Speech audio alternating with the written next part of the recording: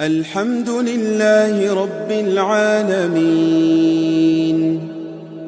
الرحمن الرحيم مالك يوم الدين إياك نعبد وإياك نستعين اهدنا الصراط المستقيم صراط الذين أنعمت عليهم غير المغضوب عليهم ولا الضالين.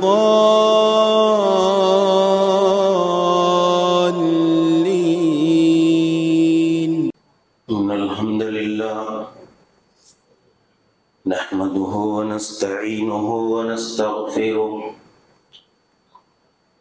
ونعوذ بالله من شرور أنفسنا ومن سيئات أعمالنا من يهده الله فلا مضل له ومن يضلل فلا هادي له وأشهد أن لا إله إلا الله وحده لا شريك له وأشهد أن محمدا عبده ورسوله يا أيها الذين آمنوا اتقوا الله حق تقاته ولا تموتن إلا وأنتم مسلمون يا أيها الناس اتقوا ربكم الذي خلقكم من نفس واحدة وخلق منها زوجها وبث منهما رجالا كثيرا ونساء واتقوا الله الذي تساءلون به والأرحام إن الله كان عليكم رقيبا يا أيها الذين آمنوا اتقوا الله وقولوا قولا سديدا يصلح لكم أعمالكم ويغفر لكم ذنوبكم ومن يطع الله ورسوله فقد فاز فوزا عظيما أما بعد فإن خير الحديث كتاب الله وخير الهدي هدي محمد صلى الله عليه وسلم وشر الأمور محدثاتها وكل محدثة بدعة وكل بدعة ضلالة وكل ضلالة في النار.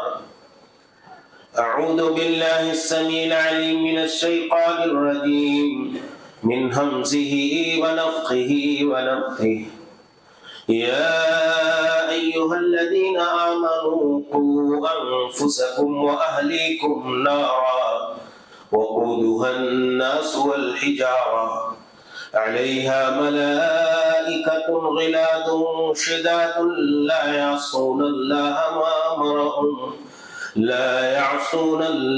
ما أمرهم ويفعلون ما يؤمرون. سبحانك لا علم لنا إلا ما علمتنا إنك أنت العليم الحكيم.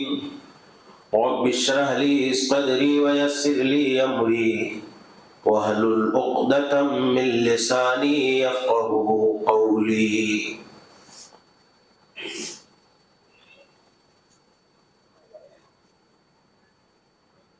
تمام قسم کی حمد و ثنا مدح و ستائش عظمت و کبریائی بڑائی و بزرگی اللہ جل شانہ کے لیے لائق اور سزاوار ہے، جو ہمارا آپ کا ساری انسانیت کا تمام مخلوقات عالم کا تنے تنہا خالق، مالک، رازق، پالنہار اور پروردگار ہے۔ بعدہ درود و سلام نازل ہو تمام انبیاء کرام اور رسل اعظام پر، بالخصوص نبیوں اور رسولوں کے سردار اور سرتاج نبی محترم رسول معظم ہادی اعظم رحمت مجسم ناجش عرب و عجم جناب محمد عربی صلی اللہ علیہ وسلم پر، آپ کے آل و اصحاب پر اور ان تمام لوگوں پر جنہوں نے آپ کے دین، آپ کے راستے اور طریقے کی پیروی کی، سب پر اللہ کی رحمتیں، برکتیں، سعادتیں اور سلامتی نازل ہو، آمین۔ قابل احترام اسلامی بھائیوں، بزرگوں، نوجوان ساتھیوں، اسلامی رشتے کی ماں اور بہنوں، پیارے بچوں،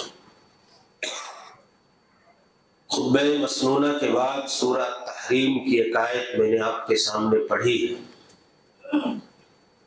اسی آیت کریمہ کی روشنی میں آج کے خطبے میں آپ کو دعوت فکر و احتساب اور دعوت عمل دینے کی کوشش کروں گا۔ قرآن مقدس کی اس آیت کریمہ میں اللہ جل شانہ نے اہل ایمان، جو ایمان کے دعوے دار لوگ ہیں، اللہ پر، رسولوں پر، آخرت کے دن پر، تقدیر اور اس کے خیر و شر پر، آسمانی صحائف اور کتابوں پر، فرشتوں پر، جو جملہ ارکان ایمان پر ایمان رکھنے والے، اللہ تعالیٰ نے بنیادی ذمہ داری کی یاد دہانی کرائی ہے اور ایک فریضے کا ذکر کیا ہے۔ سارے اہل ایمان کو اللہ تعالیٰ نے کہا کہ اے ایمان والو، قو انفسکم، پہلی ذمہ داری یہ بتائی کہ تم اپنے آپ کو بچاؤ، اپنی ذات کو، اپنے آپ کو، اپنے نفس کو، خود کو۔ پھر کہا وَأَهْلِيكُمْ، اور اپنے اہل و عیال کو، اپنے اہل و اولاد کو، اپنے ماتحت رہنے والے سارے لوگوں کو جن کے تم مسئول ہو، جن کے تم نگراں، سرپرست اور ذمہ دار ہو، جو سارے لوگ تمہارے ماتحت رہنے والے ہیں، بیوی، بچے، بیٹیاں، بیٹے، عزیز، اقارب، کا تم اپنے آپ کو بچاؤ اور اپنے اہل و عیال کو، اپنے ماتحتوں کو، اپنے زیر نگرانی پلے پرورش پانے والے رہنے والوں کو کہاں سے؟ نارا، جہنم کی آگ سے۔ دو بات اللہ تعالیٰ نے ذکر کی ہے، ایک تو مسلمان کی ذمہ داری یہ ہے کہ وہ اپنے آپ کو بچائے، پھر دوسری ذمہ داری یہ ہے کہ وہ اپنے اہل و عیال کو بھی بچائے، کس سے؟ جہنم کی آگ سے۔ اللہ تعالیٰ نے کہا کہ اس جہنم کی آگ کے ایندھن انسان اور پتھر ہے، علیہا ملائکۃ غلاد شداد لا یعصون اللہ۔ اس جہنم اور نارے جہنم کی نگرانی کرنے والے فرشتے بڑے مضبوط، بڑے طاقتور، بڑے سخت ہیں اور بڑی قوت اور توانائی اور طاقت کے مالک ہیں۔ اللہ کے کسی حکم سے روگردانی نہیں کرتے، اللہ کے احکام، اللہ کے اوامر کی مکمل پابندی کرنے والے ایسے نگراں اور ذمہ دار اس جہنم کی اور اس کی آگ پر نگرانی کے لیے مقرر اور متعین ہیں۔ تو اللہ تعالیٰ نے کہا کہ تم بچاؤ اپنے آپ کو اور اپنے اہل و عیال کو۔ کیا معنی ہے اپنے آپ کو اور اپنے اہل و عیال کو جہنم کی آگ سے بچانے کا؟ تو اس کا جواب تفسیر کی کتاب سے طبری وغیرہ نے، ابن کثیر رحمت اللہ علیہ نے، مفسر قرآن جن کے بارے میں پیارے رسول گرامی صلی اللہ علیہ وسلم نے دعا فرمائی تھی کہ اللہ انہیں تو تفسیر کا، قرآن کی تعویل کا، قرآن کے فہم کا، قرآن کی سمجھ کا تم انہیں علم عطا فرما دے، اسی مفسر قرآن عبداللہ ابن عباس نے اس آیت کریمہ کی تفسیر یہ کی ہے۔ مفسرین نے اپنی کتابوں میں ذکر کیا کہ اپنے آپ کو اور اپنے اہل و عیال کو جہنم کی آگ سے بچانے کا معنی کیا ہے؟ تو کہتے ہیں اعملوا بطاعت اللہ واتقوا معاصی اللہ ومروا اولادکم بامتثال الاوامر واجتناب النواہی فذلک وقایۃ لهم ولکم من النار۔ عبداللہ ابن عباس رضی اللہ تعالیٰ عنہما کہتے ہیں کہ اپنے آپ کو بچانے کا معنی کیا؟ اللہ نے یہی حکم دیا نا کہ تم خود کو بچاؤ اور اپنے اہل و عیال کو، اپنے ماتحتوں کو، اپنے اہل و اولاد کو، بیٹے اور بیٹیوں کو بھی جہنم کی آگ سے بچاؤ۔ تو معنی کیا ہے؟ کہا انہوں نے کہ اعملوا بطاعت اللہ، اپنے آپ کو بچانے کا معنی یہ ہے کہ تم اللہ کے اوامر، اللہ کے احکام، اللہ کے تمام شرعی احکام کی پابندی کرو، اللہ کے فرما بردار بن کر کے رہو، اللہ کی طاعت کرو، واتقوا معاصی اللہ، اور اللہ کی معصیت، اللہ کی نافرمانی، اللہ کے ممنوعات و محرمات اور اللہ کی منہیات سے اپنے آپ کو دور رکھو۔ وَمُرُوا أَوْلَادَكُمْ بِامْتِثَالِ الْأَوَامِرِ، اپنی اولاد کو اللہ کے احکام کے بجا لانے کا، اللہ کے احکام پر، اللہ کے اوامر پر عمل کرنے کا پابند بناؤ، اللہ کی تعلیمات کے طرح انہیں زندگی گزارنے پر مجبور کرو۔ وَمُرُوا أَوْلَادَكُمْ بِامْتِثَالِ الْأَوَامِرِ وَاجْتِنَابِ النَّوَاهِي، اور اللہ تعالیٰ نے جن جن چیزوں سے روکا ہے، جیسے تم خود اپنے آپ کو بچا رہے ہو شرک سے، بدعت سے، معصیت سے، زناکاری سے، بدکاری سے، چوری سے، غیبت سے، ایک دوسرے کے ساتھ ظلم و ناانصافی سے، بعینہ ہی اپنی اولاد کی اس بات پر تعلیم دو، ان کو اس بات کی تربیت دو، انہیں اس بات کا پابند بناؤ اور اللہ رب العالمین کی منہیات سے بچنے کی تلقین کرو۔ یہی فذالک وقایۃ لہم ولکم من النار۔ عبداللہ ابن عباس کہتے ہیں تم اللہ کے پابند بن جاؤ، اللہ کے اوامر کے پابند بن جاؤ، اللہ کی منہیات سے بچنے والے بن جاؤ، اور اپنی اولاد کو اللہ کے اوامر کا پابند بنا دو، اللہ کی منہیات سے رکنے والا بنا دو۔ یہی تمہارا اپنے آپ کو اور اپنے اہل و عیال کو جہنم کی آگ سے بچانا ہے۔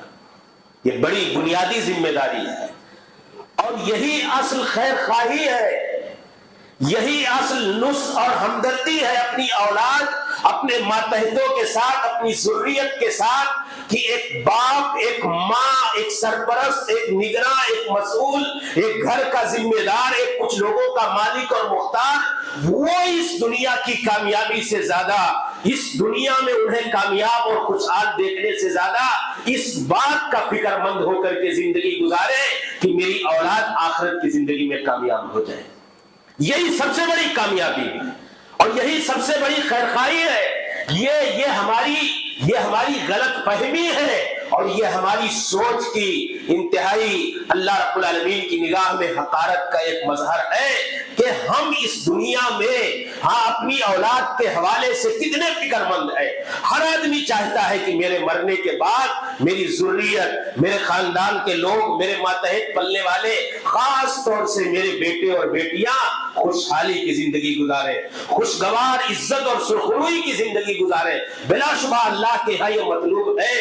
اللہ رب العالمین نہیں چاہتا کہ کوئی انسان اپنی اولاد کو اس دنیا میں یوں ہی لاچار، فقیر، محتاج، بے کس اور بے سہارا چھوڑ کر جائے، لیکن اس سے زیادہ اللہ کو مطلوب یہ ہے کہ اس دنیا کی کامیابی، فلاح و کامرانی سے زیادہ ایک ایماندار باپ، ایک آخرت کا فکر مند باپ، ایک جنت کا طلبگار باپ، ایک جنت کی طلبگار ماں اور آخرت کی جواب دہی کے حوالے سے زندہ دل انسان اپنی ذریت، اپنے خاندان، اپنے اہل و عیال کے حوالے سے ان کی آخرت کی فلاح اور ان کی اخروی نجات اور اس دنیا کے بعد جو اصل زندگی ہے اس دنیا کی کامیابی کے بارے میں سوچے۔ یہی اصل اللہ رب العالمین کا مطلوب ہے اور ایک اولاد کے ساتھ یہی اصل خیرخواہی بھی ہے میرے بھائیوں۔ اور جب یہ چیز آئے گی، میں اسی لیے ہمیشہ کہتا ہوں کہ اس دنیا میں آپ سوچو اللہ تعالیٰ نے کس بات کا مطالبہ کیا ہے؟ اللہ نے کیا مطالبہ کیا؟ جہنم کی آگ سے بچاؤ۔ ابھی تھوڑی سی دھوپ ہے، گرمی ہے، اے سی کی تلاش ہے، گھر میں اے سی، مسجد میں اے سی، گاڑی میں اے سی، آفس میں اے سی، جتنی ٹھنڈک کی شکل و صورتیں ہمارے لیے ممکن ہو سکتی ہے اس کے اسباب اور وسائل ہم ڈھونڈنے کے لیے اور اس کو استعمال کرنے کے لیے ساری تدبیریں بروئے کار لاتے ہیں، ہونا بھی چاہیے۔ لیکن اللہ کے رسول صلی اللہ علیہ وسلم نے کیا کہا کہ یہ دنیا کی گرمی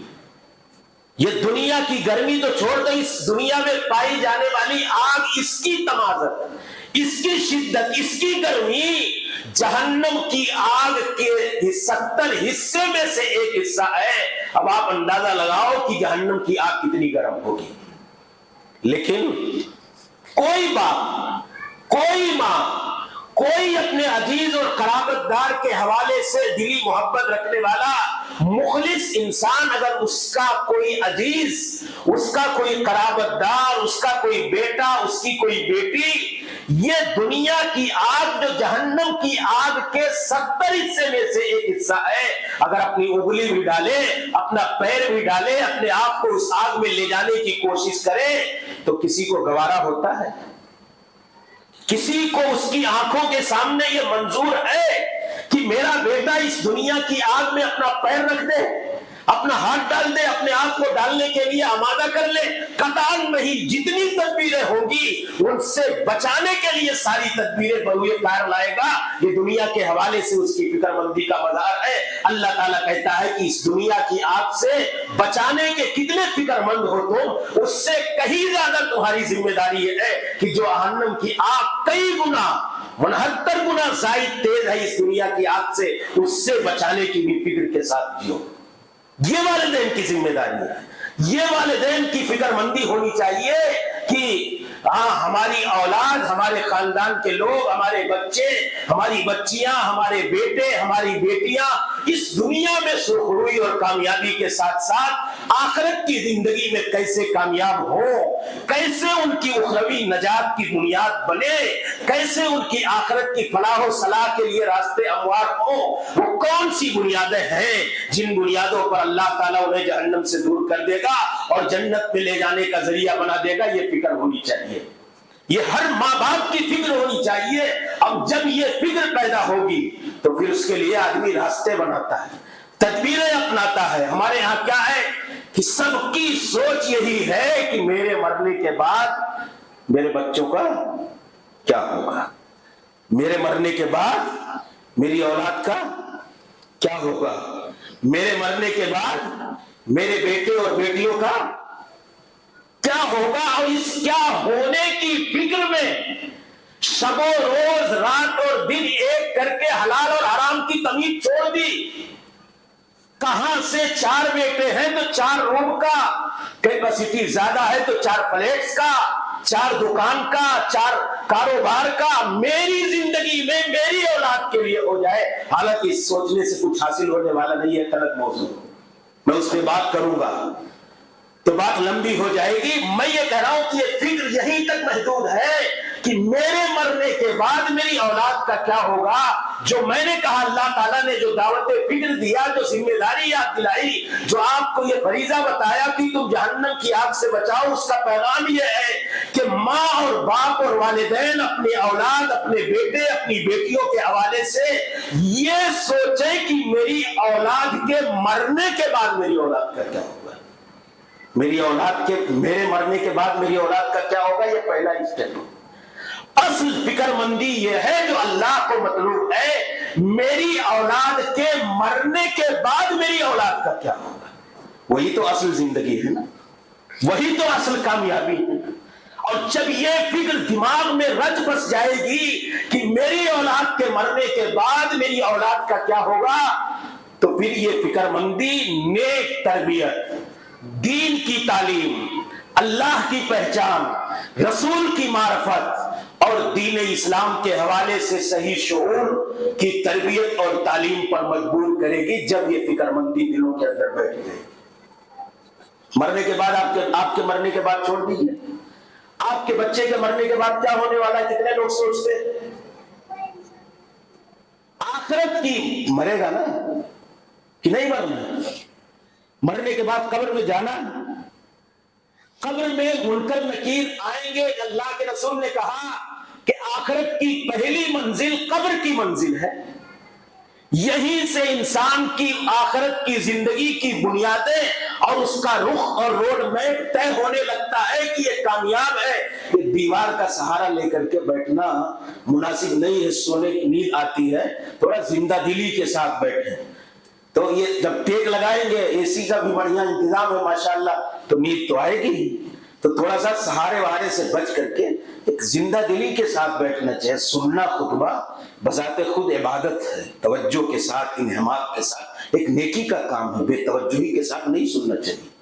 تو میں یہ کہہ رہا تھا کہ مرنے کے بعد قبر کی زندگی میں فرشتے منکر نکیر کی شکل میں آتے ہیں، کیا پوچھیں گے میرے بیٹے سے، میری بیٹی سے؟ کتنے والدین کو فکر ہے؟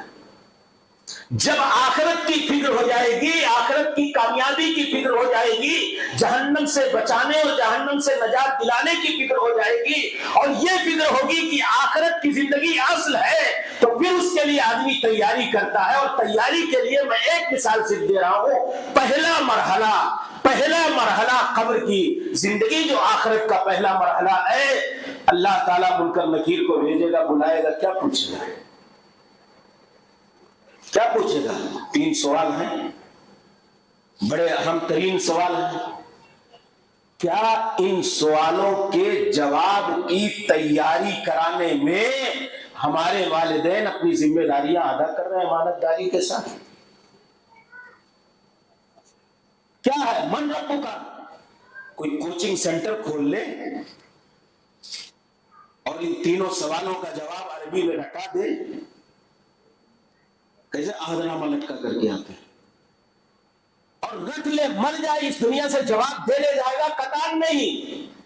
جب تک اس کا عقیدہ، اس کا ایمان اللہ جل شانہ کے حوالے سے، اس کی معرفت کتاب و سنت اور قرآن و حدیث کی صحیح بنیادوں پر نہیں ہوگی، وہ اپنے رب کو جس انداز میں اسے پہچاننا ہے، اور رب کے پہچاننے کے بعد جن تقاضوں پر اسے عمل کرنا ہے، اپنے نبی کے بارے میں جو صحیح شعور، صحیح فہم اور صحیح علم اور صحیح جانکاری رکھنا ہے، اور اسی طریقے سے اپنے دین کے بارے میں یہی تو پوچھا جائے گا، من ربک کا، ما دینک کا، من نبیک کا۔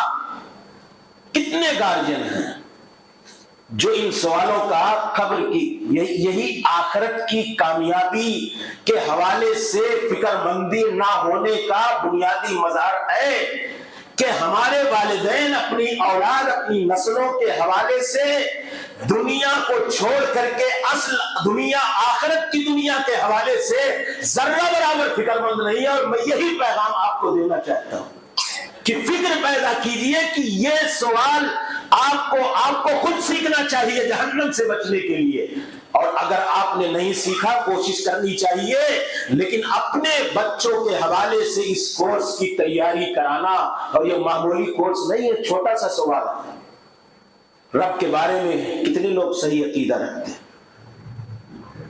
رسول کے بارے میں کتنے لوگوں کا عقیدہ صحیح ہے؟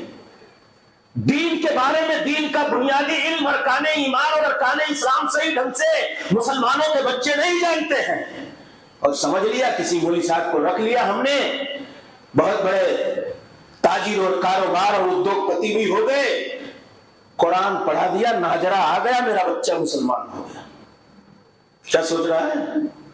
ناجرہ قرآن پڑھنا آ جائے اور کانوینٹ میں پڑھے، English medium high level school میں پڑھے، بہت بڑا ڈاکٹر اور انجینئر اور بہت بڑا MBBS اور بہت بڑا اعلیٰ درجے کا اس دنیا کا بہت بڑا ماہر آدمی بن جائے، قرآن پڑھنا آ گیا، مولوی صاحب کو ٹیوشن پہ ہم نے ہائر کر لیا، آئے ناظرہ قرآن پڑھنا آ گیا، وہ رب کے بارے میں جانتا ہی نہیں ہے کہ میرا اللہ کیا ہے، میرا اللہ کہاں ہے، میرے اللہ کے بارے میں مسلمان ہونے کی حیثیت سے ہمارا علم کیا ہے، رسول کے بارے میں نہیں جانتا۔ آج تو بھیڑیے، ڈبل بھیڑیے ہیں جو صحیح عقیدہ والے ہیں، ان کے لیے ایک تو مغرب کا بھیڑیا ہے، یورپ کلچر کا بھیڑیا، مغربی تہذیب کے اثرات، مغرب کی دنیا کے اثرات کے بھیڑیے ہماری چہار دیواری سے ہمارے گھروں کے اندر گھس کر کے ہماری نسلوں کے عقید و ایمان اور تہذیب و ثقافت کا جنازہ نکال چکے ہیں۔ دوسرا بھیڑیا ہمارے اپنے صفوں میں جو نام نہاد مسلمان ہیں، جن کا بدعقیدگی کا اعلان اور جن کی بدعقیدگی، یہ ہمارے اپنی صفوں میں بدعقیدگی پھیلا رہے ہیں۔ ہمارے لیے چیلنجز ڈبل ہیں، ہمیں ڈبل چیلنجز سے ہمارے کلچر، ہماری تہذیب، ہمارے ایمان اور عقیدے کے یہ سارے بھیڑیے گلی گلی جگہ جگہ گھوم رہے ہیں۔ ہمیں اپنی نسلوں کو ان بھیڑیوں سے بچانا، یہ ہماری ذمہ داری، یہ ہماری ذمہ داری ہے میرے بزرگوں۔ ہمیں سوچنا چاہیے، ہمیں اس بات پر غور کرنا چاہیے، وہ بھیڑیے جو ہمارے عقید و ایمان کے بھیڑیے ہیں، گلی گلی جا کر کے اللہ کے بارے میں وحدت الوجود کا عقیدہ، وحدت حلول کا عقیدہ، اور اسی طریقے سے اللہ رب العالمین کے بارے میں طرح طرح کے بدعقیدگی کی چیزیں لوگوں کے ذہن و دماغ میں ڈال رہے ہیں۔ ہماری ذمہ داری ہے نا۔ کہ ہم اللہ تعالیٰ کے بارے میں یہ ایمان کی بنیادیں ہیں. کتنے لوگ جانتے ہیں مسلمان کہ اللہ رب العالمین کا صحیح شعور کے ساتھ پیارے رسول کے بارے میں کیا کیا پھیلایا جا رہا؟ عالم الغیب ہیں، مختار کل ہیں، حاضر و ناظر ہیں.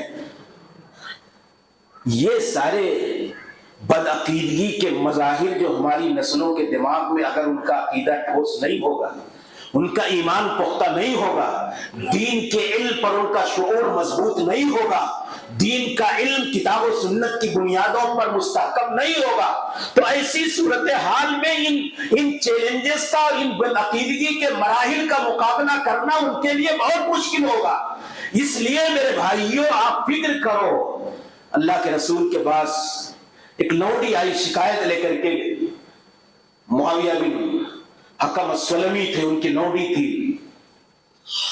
کہا میرے مالک نے مجھے تماچا مار دیا. اللہ کے رسول بلایا. اللہ کے رسول نے حضرت معاویہ بن حکم کو، لوڈی تھی. پیارے رسول نے اس سے 2 سوال کیے. 2 سوال. عقیدے کے علم کی یہ بنیادیں اور عقیدے کے علم کی اہمیت ہے. پیارے رسول نے کہا کہ این اللہ، اے اللہ کی بندی تم یہ بتاؤ کہ اللہ رب العالمین کہا کہ فی السماء، آسمان میں ہے. پھر کہا من انا، میں کون ہوں؟ کہا انت رسول اللہ، آپ اللہ کے رسول ہے. پیارے رسول نے اسے سند ایمان دیتے ہوئے کہا کہ اے معاویہ تم اسے آزادی کا پروانہ دے دو، اس کا ایمان درست ہے. فإنها هي مؤمنہ، فإنها هي مؤمنہ. اس کے صحیح عقیدہ و ایمان کی بنیاد پر پیارے رسول نے اسے صحیح ایمان کی سند اپنی زبان رسالت مار سے عطا فرمائی. آپ پوچھئے ہمارے نوجوانوں سے، ارکان ایمان کی گنتی نہیں جانتے مسلمانوں کے بچے. ارکان اسلام چھوڑ دیجئے، صحیح تفصیل اور تشریح کے ساتھ گنتی نہیں معلوم کہ 5 ہے. کانفیڈنس اور اعتماد اور وثوق کے ساتھ، صحیح شعور کے ساتھ، مضبوطی کے ساتھ کھڑے ہو کر کے وہ بول جائے. یہ ہمارے دینی علم کا معیار اور مستویٰ اور ہماری نسلوں کے دینی شعور کا معیار ہے. میرے ہمیں سنجیدگی سے سوچنا ہوگا. تو میں یہ کہہ رہا تھا کہ قبر کی زندگی میں آئیں گے، اللہ کی معرفت، رسول کی معرفت، نبی کی معرفت، دین کی معرفت، یہ ایک کورس ہے جو ہر ماہ، جسے اصول ثلاثہ کہا جاتا ہے. علماء عقیدہ نے کہا کہ اس کا یہی علم ہونا جو واجبی علم ہے، ہر ماں باپ کی ذمہ داری ہے کہ اپنی ذریت کو صحیح عقید و ایمان کا علم دے، اس کی تربیت کرے. صرف ناظرہ قرآن پڑھ لینے سے آپ کا بچہ صحیح ایمان والا نہیں ہو سکتا. کتنے لوگ ہیں اپنی ذریت کے حوالے سے جو یہ فکر مندی کے ساتھ جیتے ہیں کہ ہماری ذریت صحیح عقید و ایمان کو سمجھے، صحیح دین پر مرے، صحیح اسلام پر اس کا خاتمہ ہو، سنت کے ساتھ، شریعت کے فہم کے ساتھ، شرک سے بچتے ہوئے، اللہ کی توحید کے ساتھ، بدعتوں سے بچتے ہوئے، پیارے رسول کی شاہراہ سنت پر چلتے ہوئے اس دنیا سے اس کا خاتمہ ہو. کتنی فکر مندی. اور اگر یہ نہیں ہے تو اللہ تعالیٰ نے اسی کو کہا ہے میرے بھائیوں کہ اے ایمان والو تم اپنے آپ کو جہنم کی آگ سے بچاؤ. آج شکایت کرتے ہیں لوگ. انبیاء کرام کو دیکھو، میں 2 مثال دے دوں، کتنی فکر تھی. انبیاء تھے، اپنی ذریت کے حوالے سے کتنے فکر مند تھے. کبھی آپ غور کرتے ہیں؟ ابراہیم خلیل اللہ، امام الموحدین، اللہ کی توحید کی خاطر جنہوں نے، کون سی ایسی آزمائش ہے جس میں اللہ رب العالمین نے مبتلا نہیں کیا، اور امتحان کی وہ کون سی شکل ہے جو اللہ نے ان سے لیا نہیں. لیکن ساری شکلوں کے باوجود اللہ کی توحید اور ایمان کی خاطر ساری آزمائشیں جھیلتے برداشت کرتے ہوئے اللہ کی توحید کے لیے ساری قربانیاں دینے والے اس بندے خلیل، رب جلیل کے بندے خلیل کا عالم یہ ہے کہ وہ اپنے اور اپنی ذریت اور اپنی نسل کے عقید و ایمان کے حوالے سے کتنا فکر مند ہے. ایک تو اللہ سے دعا کرتے ہیں اللہ مجھے نیک لڑکا دے دے، ربی حبلی من الصالحین. مانگا تو یہ بھی ہمارے یہاں کمی ہے. اللہ ڈاکٹر بنا دینا، انجینئر بنا دینا، بڑا کاروباری رہے، فلانے لڑکوا تو کمائی کے بہت آگے چلا گئے، ہماروں بیٹا ہوا کون حساب سے دے دے اللہ تعالیٰ، کاروبار میرا سنبھال لے.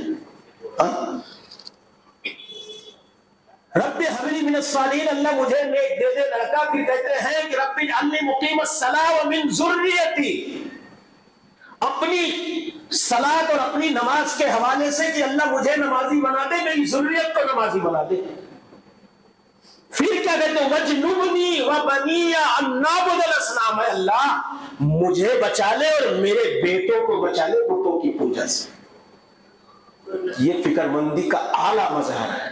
صرف اپنے لیے نہیں دعا کر رہے ہیں. کتنے لوگ ہیں جو نمازیں پڑھتے ہیں، دین سیکھتے ہیں، بیٹے کہاں ہیں، بیٹیاں کہاں ہیں، کوئی فکر نہیں ہے کہ نہیں؟ حقیقت اللہ کو صرف یہی نہیں مطلوب ہے کہ آپ آئیں اپنی سب کے نمازی بن جائیں، بہت بڑے دیندار بن جائیں، اس کو آپ کی ذریت بے راہ روی بے دینی بدعقیدگی کا شکار ہو، آپ کو کوئی لینا دینا نہیں. اللہ رب العالمین کو یہ انبیاء کی سیرت کی روشنی میں اور اللہ کے مطالبے کی روشنی میں یہ اچھی عادت نہیں.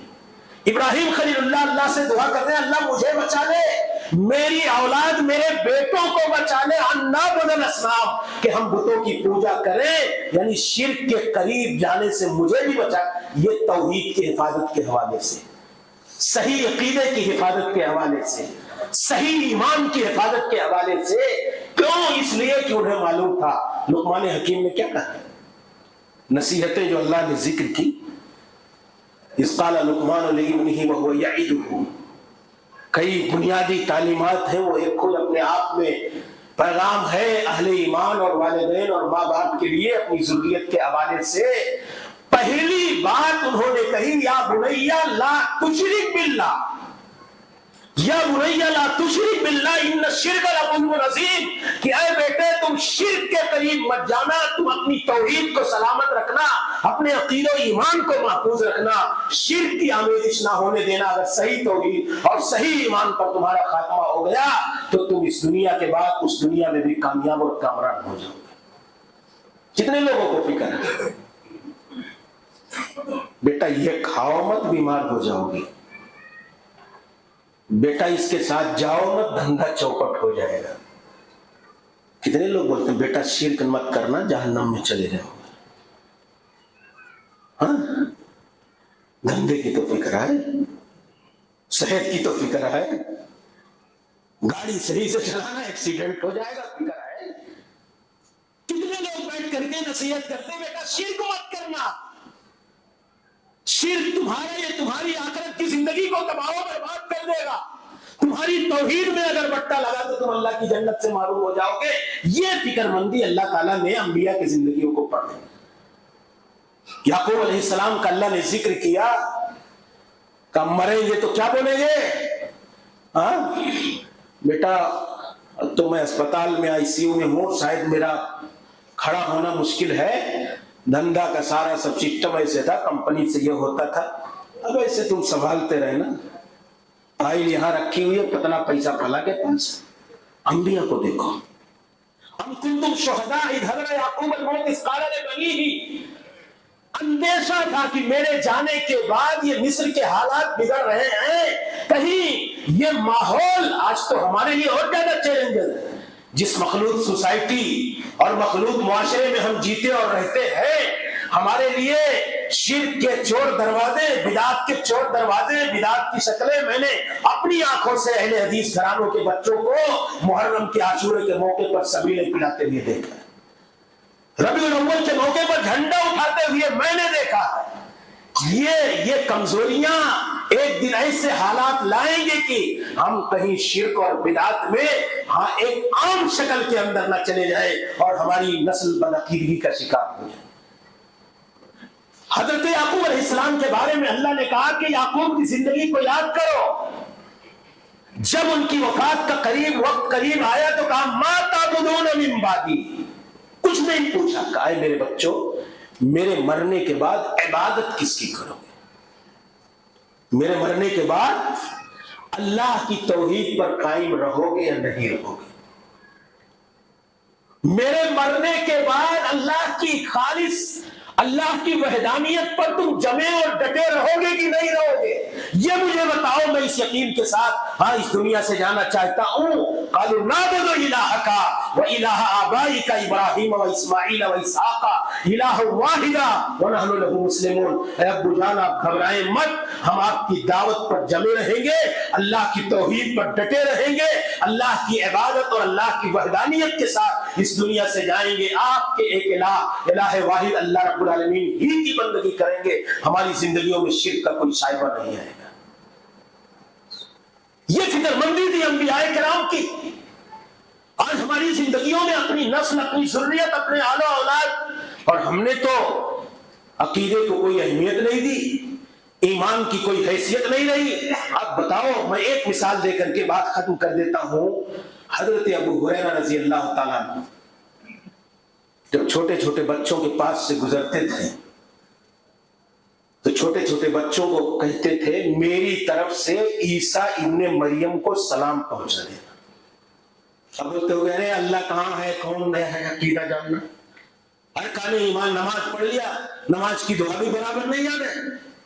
ایک مسلمان کا جو عقیدہ ہے، جو واجبی علم ہے، جسے اللہ تعالیٰ نے کہا ہر مسلمان پر فرض ہے اس علم کا ہونا، وہ ساری چیزیں میرے بھائیوں دین کے علم کو، دین کے فہم کو ہر مسلمان پر واجب ہے۔ اور ان چھوٹے بچوں کے لیے ذمہ داری ہے کہ ہمارے والدین، ہمارے ماں باپ، ہماری مائیں اپنی ذمہ داریوں کو امانت داری کے ساتھ ادا کریں۔ ابو ہریرہ گزرتے تھے تو کہتے تھے میری طرف سے بچوں سے، بچے گھبرا جاتے تھے، میری بستی میں تو عیسیٰ نام کا کوئی ہے ہی نہیں، سلام کس کو بھیجیں؟ اب غور کرو کس طرح عقیدے کی تعلیم اور تربیت دیتے تھے ہمارے اسلاف۔ ظاہر بات ہے آپ کسی بچے کو جس نام کا آدمی نہ ہو اور آپ اسے بولیں کہ مجھے میری طرف سے فلاں کو یہ سلام پہنچا دینا، دراصل ابو ہریرہ رضی اللہ تعالیٰ عنہ کی منشا اور حکمت یہ ہوتی تھی کہ یہ بچے اس بات کا تجسس اپنے اندر پیدا کریں گے کہ عیسیٰ ابن مریم ہے کون جسے مجھے سلام پہنچانا ہے۔ تب ان کے دماغ میں یہ عقیدہ راسخ کیا جائے گا کہ عیسیٰ ابن مریم کی وفات اور موت نہیں ہوئی ہے، اللہ نے انہیں آسمان پر زندہ اٹھا لیا، وہ بھی زندہ۔ عیسیٰ ابن مریم کے زندہ ہونے کا عقیدہ دینے کے لیے اور اس کی تعلیم اور تربیت دینے کے لیے یہ حکیمانہ طرز و اسلوب ابو ہریرہ رضی اللہ تعالیٰ عنہ اپنایا کرتے تھے۔ اتنی باریک عقائد پر، عقیدے کی اتنی باریک چیزوں پر ہمارے اسلاف کی اپنی نسلوں اور ذریت کے حوالے سے تربیت کی فکر تھی۔ ہمارے انبیاء کرام، میں نے چند نمونے ذکر کیے میرے بھائی، اور یہی وجہ ہے آج شکایت کرتے ہیں کہ ہمارے بچے ہماری فرمانبرداری نہیں کرتے۔ آپ ابراہیم بن جاؤ، آپ کو بیٹا اسماعیل ملے گا، لیکن کیا آپ ابراہیم ہیں؟ کیا آپ بحیثیت والد اسماعیل کے ساتھ جو ابراہیم خلیل اللہ نے طرز و انداز اپنایا، اپنی ذمہ داری امانت داری کے ساتھ ادا کی، وہ آپ کرنے کے لیے تیار ہیں؟ ایک مثال ابھی قربانی کے موقع پر اسماعیل ذبیح اللہ کی قربانی یاد کر کے آپ قربانیاں کریں گے، ابراہیم کی سنت زندہ کریں گے۔ جب ابراہیم خلیل اللہ آئے اور کہا یا بنی انی ارا فی المنام انی اذبحک فانظر ماذا تری، قال یا ابت افعل ما تؤمر ستجدنی ان شاء اللہ من الصابرین۔ ابراہیم خلیل اللہ آئے، کہا ہے بیٹے میں نے خواب میں دیکھا، آپ غور کرو، یا بنی انی ارا فی المنام، میں نے خواب میں دیکھا ہے، انی اذبحک، میں تمہیں ذبح کر رہا ہوں، فانظر، رائے لے رہے ہیں بیٹے سے، فانظر ماذا تری، تمہاری رائے کیا؟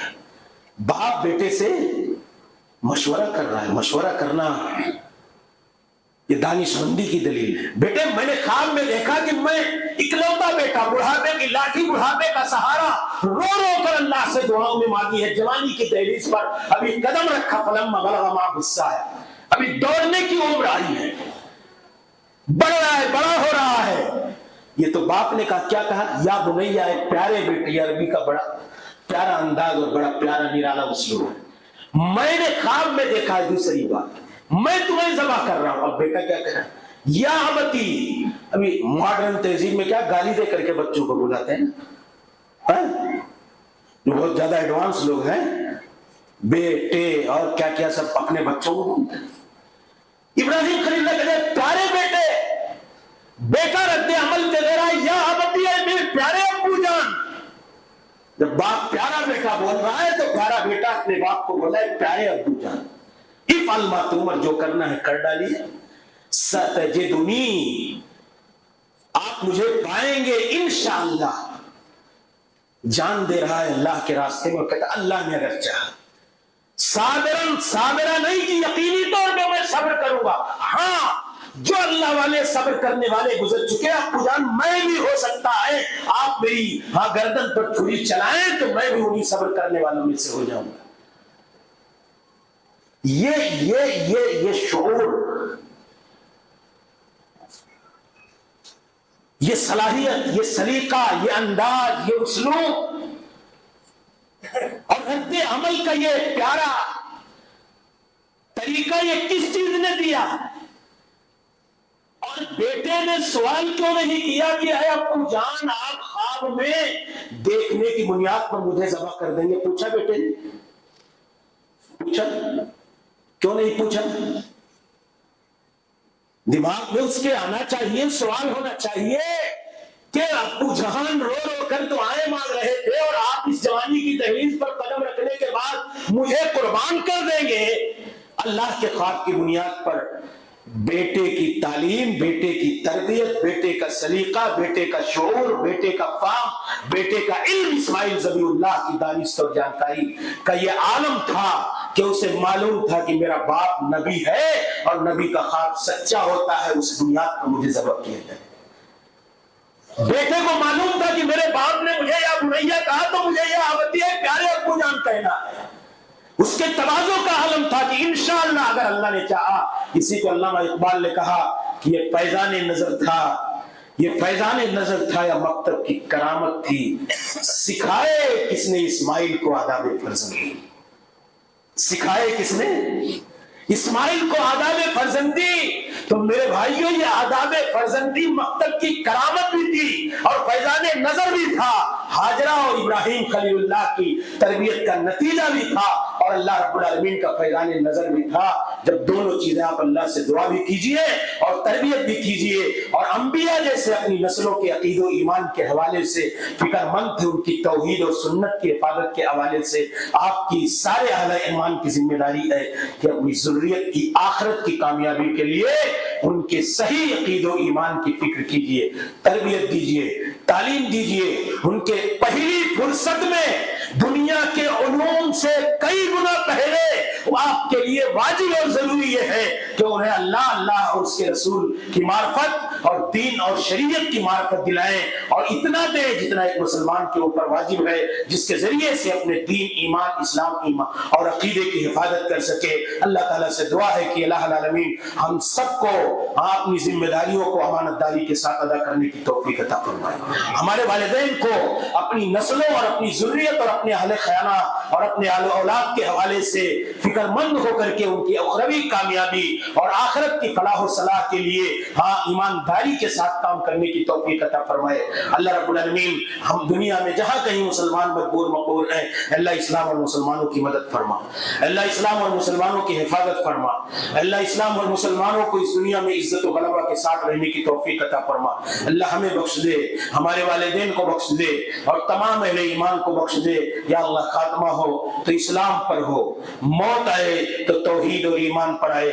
آمین۔ وآخر دعوانا الحمدللہ رب العالمین۔ استغفر اللہ لی ولکم ولسائر المسلمین۔